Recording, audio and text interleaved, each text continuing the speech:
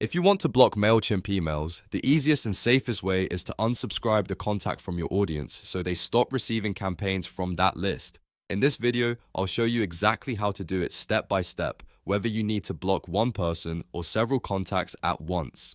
If this tutorial helps, go ahead and hit the like button and subscribe for more simple software guides just like this. Alright, let's jump right in. First, open your web browser and go to MailChimp.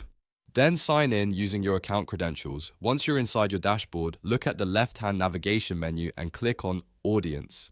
This is the area where all of your contacts are stored and managed, so it's the right place to control who receives your emails. If you manage more than one audience, make sure you choose the correct audience that contains the contact you want to block or unsubscribe. This part is important because if you select the wrong audience, you may not see the correct contact list. Take a moment here to confirm you're working in the right place before making any changes.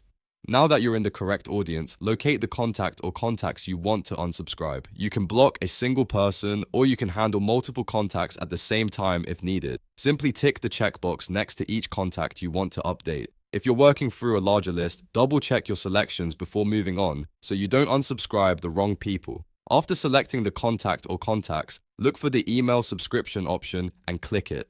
This opens the subscription status menu where you can manage how MailChimp treats those selected contacts. From the available options, choose unsubscribed. This tells MailChimp that these contacts should no longer receive email campaigns from this audience. Once you've chosen unsubscribed, the final step is to confirm the action. Click unsubscribe contacts to apply the change. MailChimp will then update the subscription status for every selected contact, and they will be removed from future email sends for that audience. And that's it.